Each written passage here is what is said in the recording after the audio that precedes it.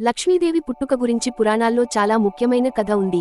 ఈ కథ ప్రకారం లక్ష్మీదేవి క్షీరసాగ మథనం, పాల సముద్రాన్ని చిలకడం సమయంలో ఉద్భవించింది. లక్ష్మీదేవి జననం, క్షీరసాగ మథనం.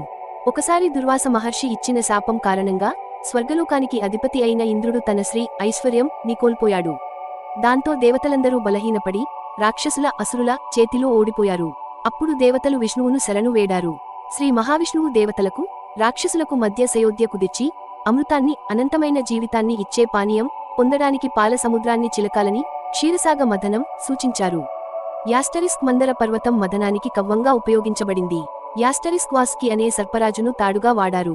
యాస్టరిస్క్ దేవతలు వాసుకి తోకవైపు, రాక్షసులు తలవైపు పట్టుకొని సముద్రాన్ని చిలకడం మొదలుపెట్టారు. ఈ మథనం జరుగుతున్నప్పుడు సముద్రం నుండి అనేక అద్భుతమైన వస్తువులు, దివ్యశక్తులు ఉద్భవించాయి.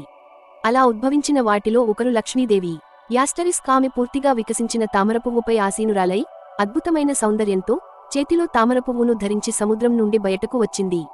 యాస్టరిస్క్ సకల శుభాలకు, ఐశ్వర్యానికి ప్రతీకగా ఆమె లోకానికి దర్శనమిచ్చింది. యాస్టరిస్క్ అక్కడ ఉన్న దేవతలు, రాక్షసులు అందరూ ఆమెను పొగడారు.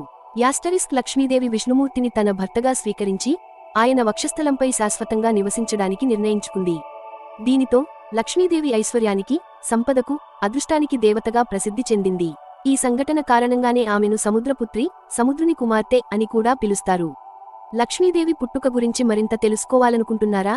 లేదా లక్ష్మీదేవిని పూజించే పద్ధతుల గురించి ఏమైనా తెలుసుకోవాలని ఉందా?